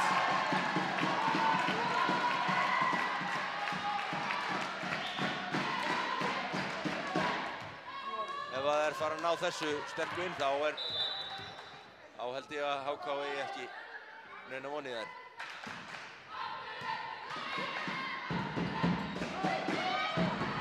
Heima hjá Guðbjörgu og Míklina spilar á Auði. Já, og nú hávörðin HK megin líka orðin óstyrkari. Það búið að teygja þess á hávörðinni með því að vera að ógna af miðunni. Jú. Þá það Matthildur Einarsdóttir sem kemur inn á fyrir Natalíu Rafa. Já, og henni verður ekki skipt út aftur. Það er nokkuð ljóst. Þetta var síðast skiptingin sem HK má gera. Ég held að hún sé yngsti leikmaður í meistaraflokki HK.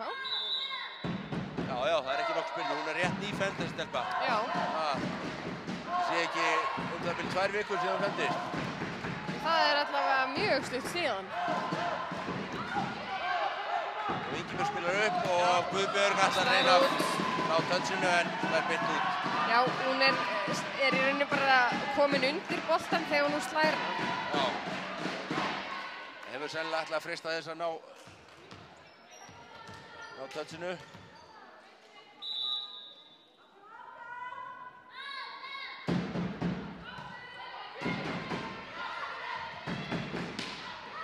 Já, frábærsóknarna úr afturlínunni hjá Laufu. Ég reikna nú með að Einar sé að gera þessar skiptingar. Hann skiptir bæði Natalíu út og Elísabetu. Hann vill bara aðeins að leyfa þeim að pústa fyrir. Hann er náttúrulega búinn að afskrifa þessa rinu.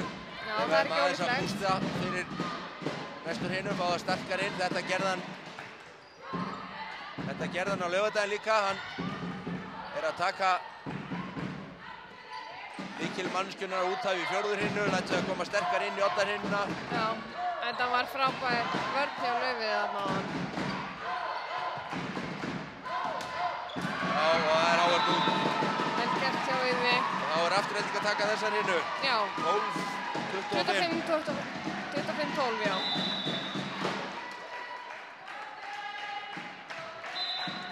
Við þurfum að fara að fá almennilega jafna hinu hérna til að leipa svolítið fút í þetta. Þetta er afskaplega sveiflukent. Já.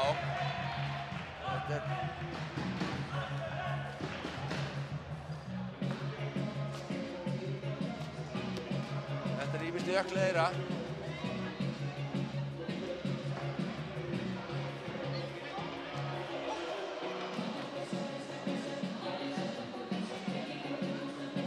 Og staðan er orðin 2-1 fyrir Aftureldingu hinu, þannig að þær eiga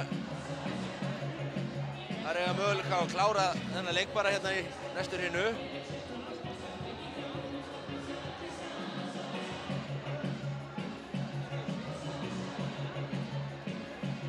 Og það sem af leiks að þá eru í liði Aftureldingar það Elísabet og Natalía sem hafa verið atkvæðamestar. Og í Aftureldingarliðinu þá það Auður Anna og Saharín og Fjóla sem hafa verið að skora mest. Þetta er svona nokkuð eftir bókinni.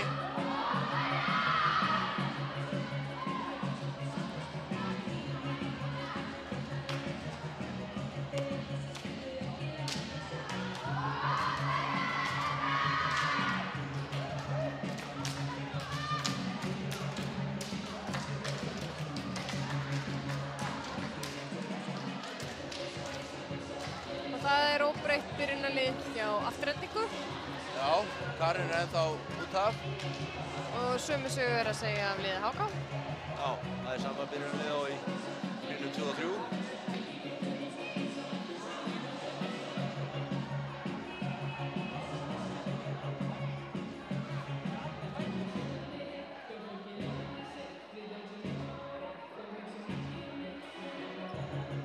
Þá eru allir búin að koma sér fyrir og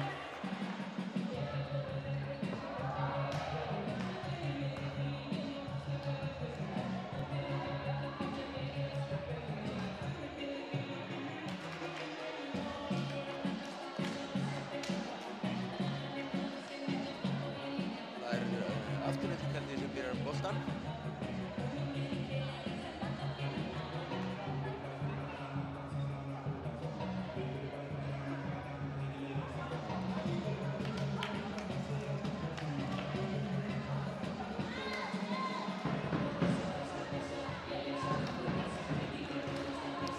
spennandi að sjá hvort að við fáum annan Oddahraunarleik.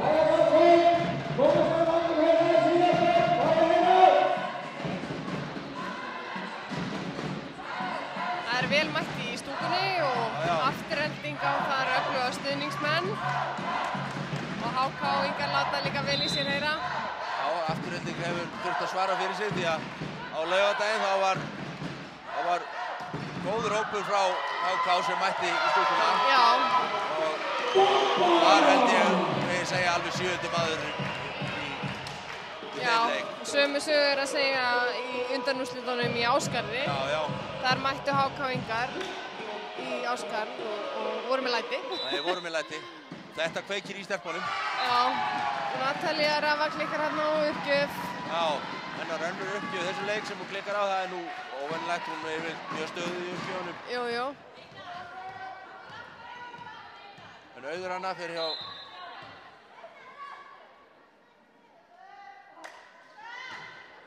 og Auður Anna klikkar á þessari.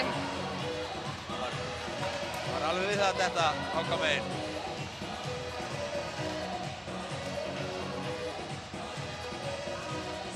Það er spurning hvort við séum aftur að fá samskonar lotu eins og áðan. Já. Það sem að klikkuðu 5 uppgjafir í röð. Ég ætla að vona ekki. Nei, við vonum ekki.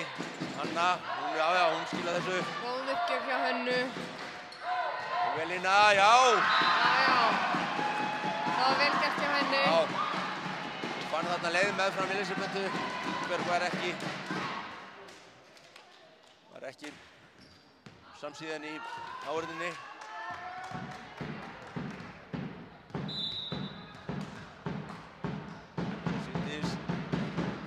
Fína uppgjöf. Frábær móttaka hjá Elisabethu. Já, vel gert hjá.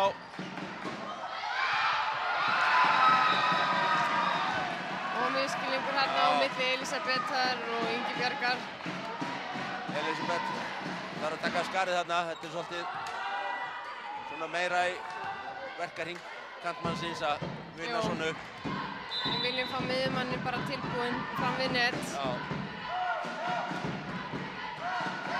En hún bætir upp fyrir þetta núna með frábæri móttöku og góðri sókn. Fiskar hún touchið. Vel gert hjá henni. Já. Og Einar þjálfari er ánægður með þetta. Og ég veit ekki hvort að hann fær mynd á sig. Ég held að myndatökumaður ætti nú kannski að leyfa áhorfendum að sjá hann. Hann er mjög spaugilegur. Hann er nú með eitthvað skonar blagúfu. Já, hann er komið með blag, svona sundhettu. Já. Nokkuð skonar. HK krafsar þennan bolta yfir. Þetta er nú hálf... Já. Frábært hjá Saharínu.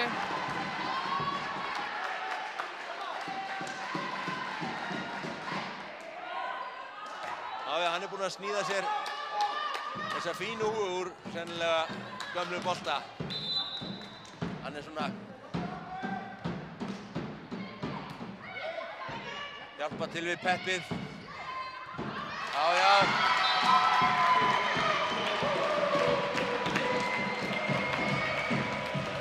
Þannig er Elisabeth að skora sitt annars stig í röð. Vel gert hjá henni. Nýtir reynsluna þarna úr strandblækinu. Finna sér hornið og setja hann bara. Saharína, hún svarar í sömu mynd. Já, slær þarna aftast á völlinn.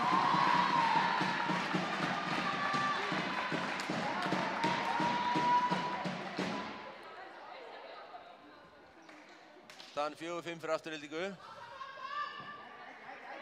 Og það dugir Aftureldingu að vinna þessari naut til að vera búin að jafna inn við 1-1.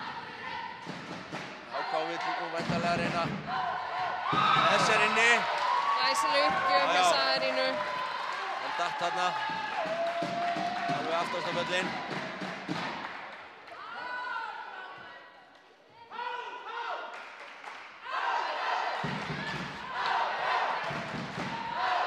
Þá verður HK-menn í stúkunni að taka við sig. Það eru vandræði, móttökuvandræði hjá HK. Já, vel gert þarna.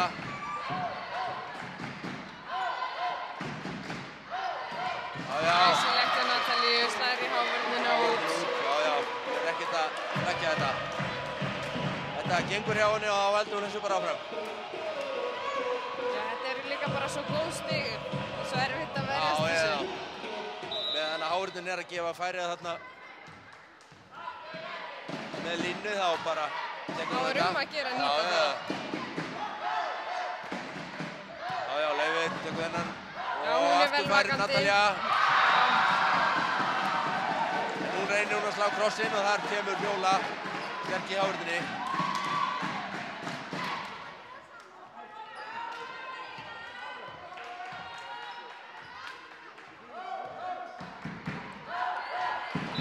Fyrir afturheldingu. Fjóla í uppgjöf, fína uppgjöf. Já, Natalja með frábæra sókn.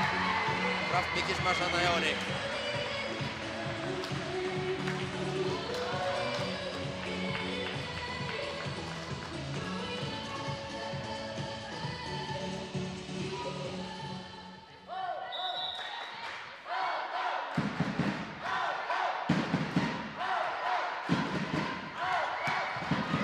Þessi er úti hjá Yði.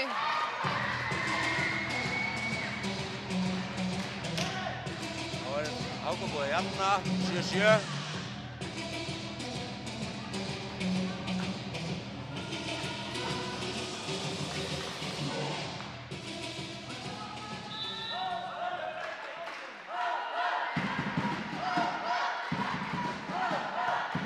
Og móttaka hjá afturheldingu og Auður, hún laumar. Laufey fær hann og hún touchar þetta. Æsilegt hjá henni.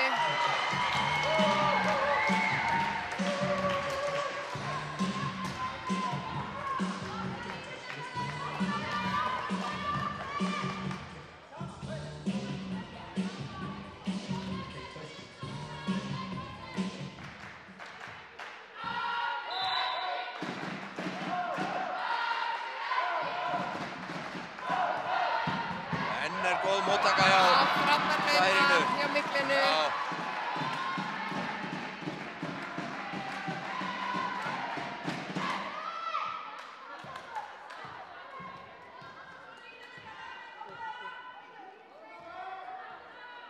Það var afturheldingu uppgjöf, þá reynir á móttökunni á HK, hún er búin að vera stríða þeim. Já. Ekki nógu góð móttaka hjá Natalíu.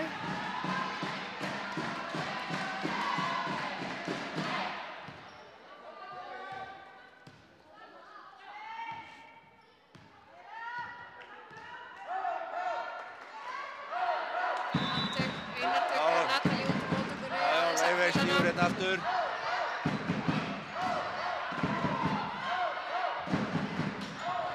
Frábær sókn hjá Laufey. Gríðarlega vel þarna í sinni annan tilraun. Þá var Vilmings fast með línni.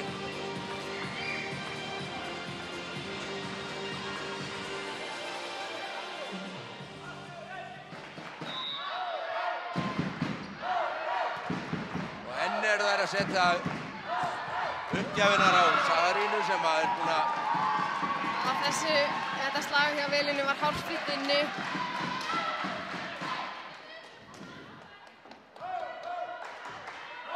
Ákastúlkur ætti nú að prófa að setja uppgjafinar á okkur aðra en Sagarínu. Hún er búin að vera að taka þetta gríðarlega vel. Og móttaka þarna. Og ég hefði nú jafnvel haldið þetta hefur touch en dómarinn er ekki á því.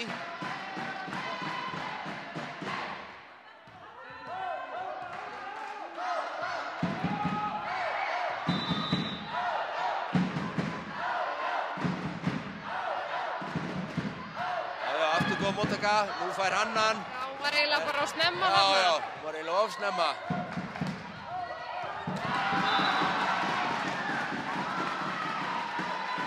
Saharína, hún er að beita sínum vopnum, setur boltan. Og Einar tekur leikhlé. Það er aðeins að hristu í sínum konum. Já, það er ekkert annað að gera. Þess má geta að í lok leiksins þá höfum við fengið það hlutverk að velja mann leiksins og afhenda honum gjöf frá Altis. Og Altis er með frábærar íþróttavörur, meðal annars Under Armour og Mizuno. Mizuno skónir hafa verið að koma mjög sterkir inn núna, bæði í handboltanum og blakkinu, frábæri skór. Þannig að maður leiksins, hann getur farið í Altis og fengið sér eitthvað gott. Já, það verður erfitt fyrir okkur að velja. Já, þetta verður ekki auðvelt. Það eru margir leikmenn sem hafa staðið sig vel hérna í dag.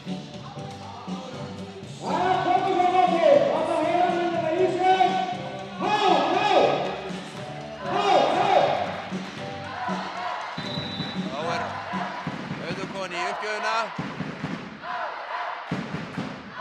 Já, Natalía tekur ágætlega á móti og Laufey fær hann. Já, slær hann í hávörðunum út. Laufey er í stuði í þessari hrinnu. Já, Laufey er að skila vel. Hávörðunum var svolítið langt frá netinu á Sagarínu og einhvern veginn náði að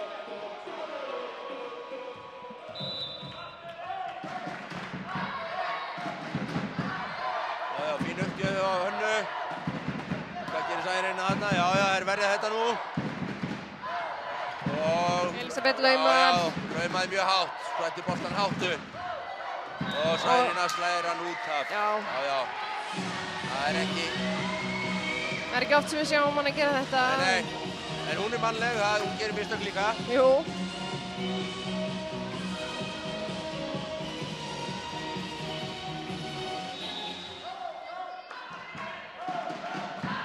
Með aðra góða uppgjöf.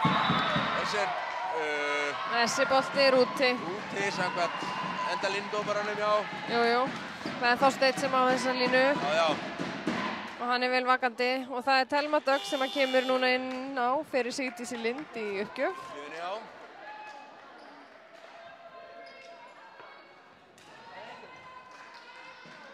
Velína, hún hefur nú oft haft þetta hlutverk hjá Aftureldingu. Já. Verið Karin sem hefur nú verið oftast að spila inni og þá hefur Velína verið að koma inn uppgjöfuna fyrir Sigdísi. Já, og Laufey og þetta er okkar. Nú slær þetta í hávörðuna. Það var hávörðin vel staðsett. Það er Fjóla, enn og aftur. Hvað er Fjóla komið með margar hávörðir samkvæmt? 4. Komið 4 hávörðir, já.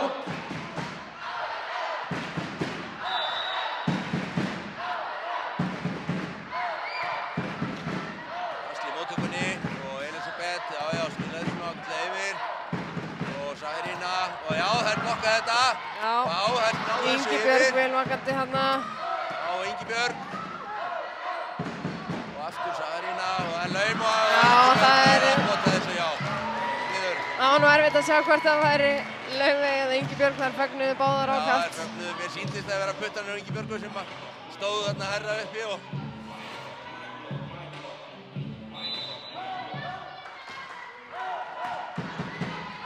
Elfa Sagarína, hún er að fá nóg að gera núna, skilar þessu. Hún er að setja þetta svolítið þarna inn á miðjavöldi núna og skora úr sig það núna. Það er ekki alveg nógu vakandi fyrir því svæði. Sagarína er búin að skora mjög vel í þessum leik. Frábær uppgjöf hjá Velínu. Já. Þarna ætlaði Steinun að láta bolta fara, ég held að hann var inni. Laufey stendur þarna endalínu og reiknar með hann sér inni og reynir að taka hann.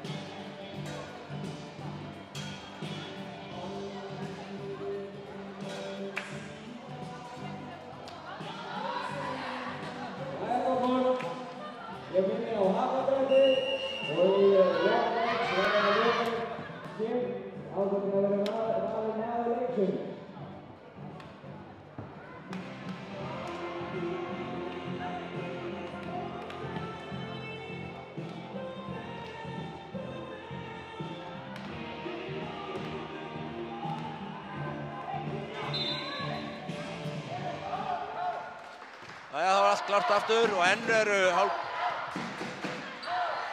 móttökumvandræðin og Sarína hætti varið og þá var Elisabeth, hún er að setja hann hérna.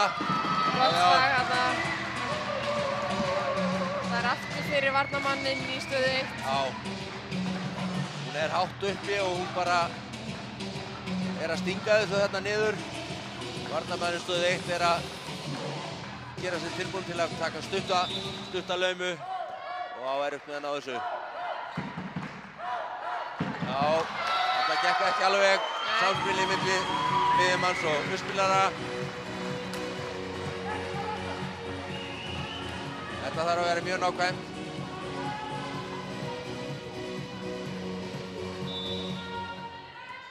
Elisabeth, hún er að hnífa öxlinu dálítið mikið og Glæsilegt línu smass hjá Saharínu. Og Laufey náði þess ekki og hún hafi verið nokkuð vel staðsett. Þá er það Saharína sem fer í uppgjöf. 17-14 fyrir afturheldingu.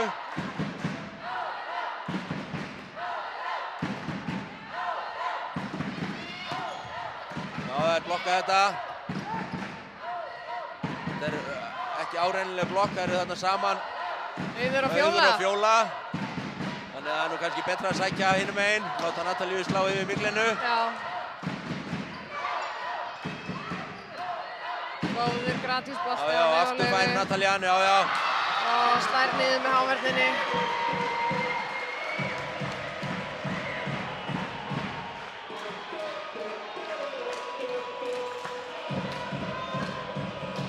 Það er ekki nema 2 stiga munur, þannig allt getur gerst. Ingibjörg er komin í uppgjöfina og hún hefur nú stundum verið drjúg. Já, þessi hvergin er í lokið. Nei, alls ekki. Já. Nei, hún setur þennan út.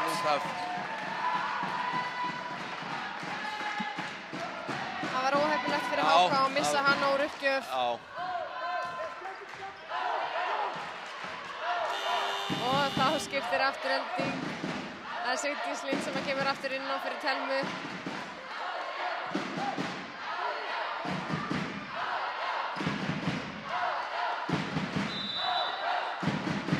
Fjóla í uppgjöf, með fína uppgjöf, Steinunn í HK-ingar í vandræðum. Já, Natalía reynir að setja þetta í hornið en... Já, setur boltan út.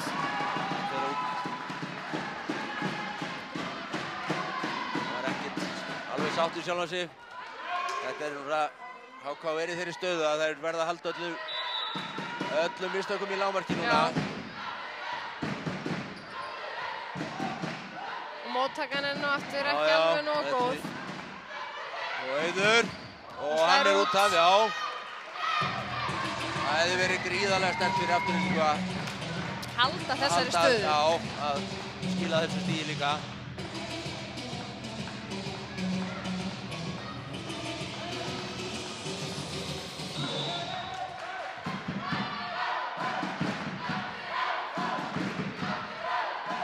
Já, fín móttaka. Natalía. Aðeins og það var aðeins og langt á netið og Natalía. Já.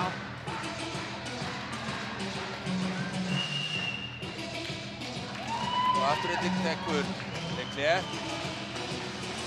Vill stöðva þetta strax. Já, þetta næsta stig er mikilvægt. Það skiptir miklu máli hvort þú ert í 2017 eða 1918. Já.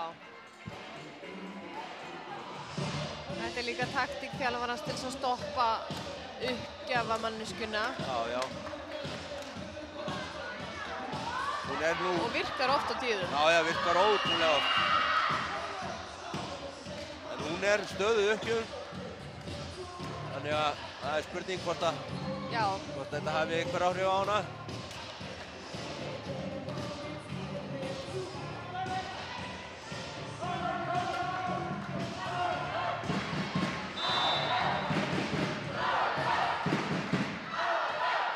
Já. Jú, það mætti segja að Apostol hafi... Þetta var stigið hjá þjálfaranum. Já. Stig þjálfarans.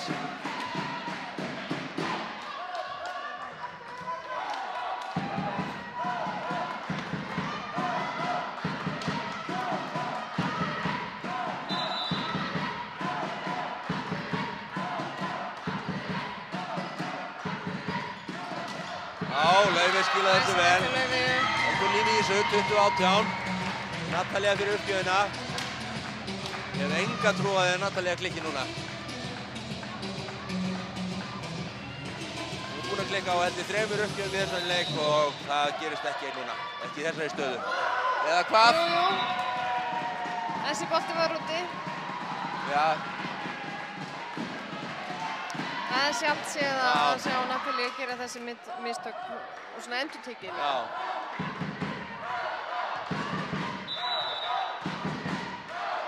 Nú verður HK að rísa upp. Já, góð móttaka þarna og Elisabeth, hún laumar hérna niður í stöðu 4. Já, Elína með virkilega góða vörn. Já, og hávörnin líka góð. Já. Og aftur að lauma. Öxlinn alveg búinn hjá henni núna. Og þessi er inni. Glæsilegt í Savarínu.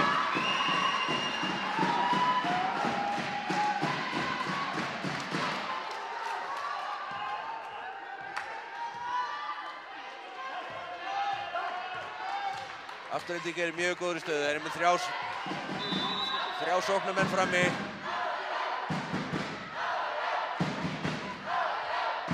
Og þessi er úti. Já. Erum við að sjá hérna mistakarrinu í uppgjöfunum aftur.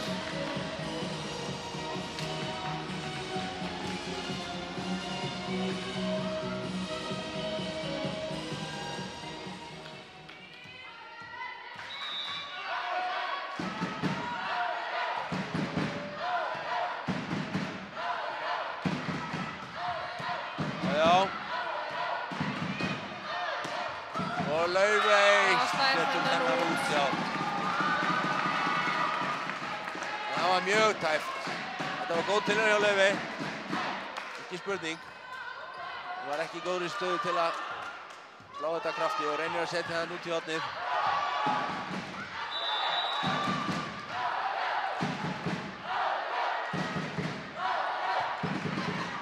Já, góð barátta hjá Laufey. Vel gert hjá Laufey.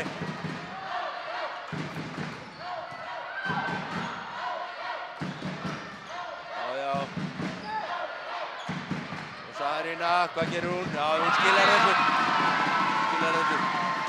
Og nú þurfa afturhendingarkonur einungis 1 stig til þess að klára þetta. Já. Og ég sýnist nú öllu Elisabetu að hún treystir sér ekki lengur til að slá á fullum krafti. Hún er að lauma þessu bara. Hún hefur aðeins verið að spara sig. Já. Þessi er úti. Er svo að kannski einhver trekkur hérna í húsinu eða eitthvað sem að... Það er nú alltaf heldur kalt. Já, mér finnst koma svolítið svona trekkur hérna inn í salinn, þannig að...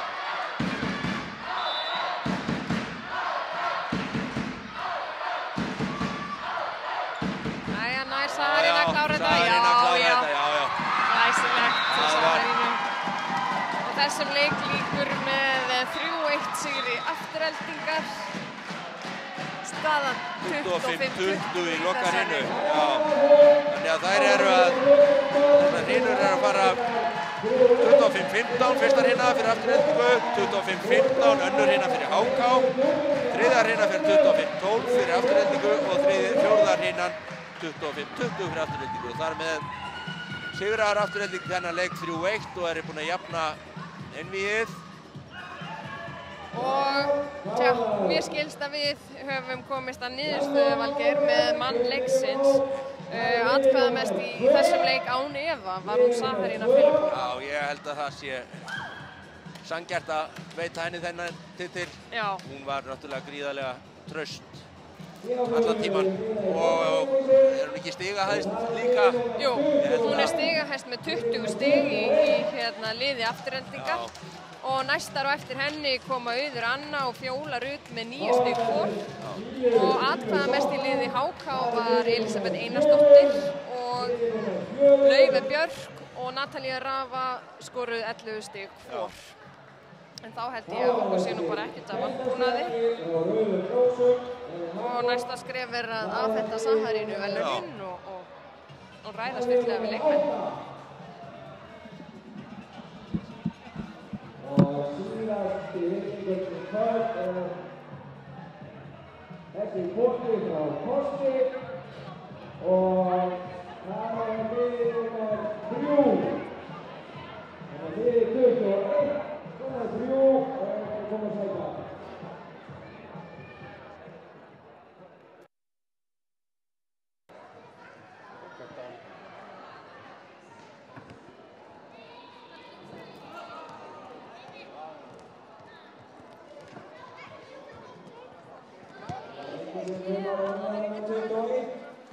Já, hún ætlar að reyna að ná hérna í afturheldingastelpur, taka þér smá viðtal, fá Saharinu, veit henni verðlaunin.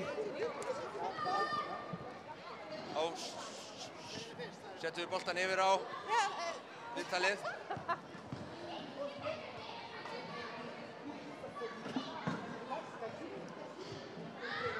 Hann að segja já. Jæja, þá ég hérna með afturheldingakonurna Saharínu og Fjólu með mér. Til hamingju með sigurinn, stelpur. Ég ætla nú reyndar að byrja á því að veita þér, Saharína, viðurkenningu. Þú varst valinn maður leiksins í dag. Þannig að við erum hérna með verðlaun fyrir þig frá Aldís. Já, og þú stóðst þig vel og skoraðir 20 stig í leiknum. Ertu ekki bara sátt með þetta? Já. It's not important to make the most points. We are a team and have to play like a team. This is not. Yes! Segir hvað? Þú verður að tala. Ekki ég. Það mikið rétt hjá þess að herina. Þetta náttúrulega snýst ekki bara að skora flestu stigin. Þið spiluðu sem góð liðsheild. Fjóla, varst þú sátt við leikinn í dag? Já, ég myndi segja að við vorum miklu betur stemda fyrir þennan leik. Það var allt önnur stemming fyrir leikinn og einhvern veginn bara, við ætluðum svo miklu meira að vinna núna heldur en á laugardaginn. Þá vorum við, ég veit ekki, það var miklu betur stemming og það það sem skóp sigurinn í dag, sem myndi ég segja. Já, mikið rétt, en haldið þið að það hafi svona komið bara eitthvað smá hrollur í ykkur hérna í leiknum á laugardaginn? Jafnvel svona, já, þetta var einungis í annað skipti í vitu sem að þið spilið 5 hreinu leik. Já, alveg pottitt. Já, það gerir það. Maður getur ekki sagt nei við því. Já, ég held að þetta verði ákaflega spennandi og það verði gaman að sjá hvernig næsti leikur verður og hann er á heimavelli ykkar. Já, í Mosó á 5. daginn, sunnudaginn 1. Við hvetjum ykkur til þess að fjölmenna í Mosfellsbæinn á 5. daginn og þökkum Fjólu og Saharínu kærlega fyrir og til hamingju, stelpur. Takk fyrir þetta.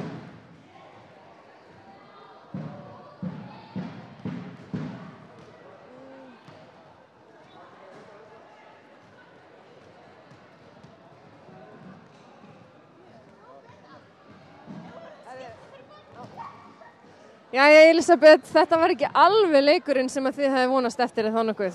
Nei, alls ekki. Þið stóðu ykkur glæsilega á laugardaginn en var eitthvað svona ákveðið sem að þér fannst svona klikka í dag miðað við laugardaginn? Nei, ég veit ekki. Það var bara allt verið þessi orka líka á vellinum.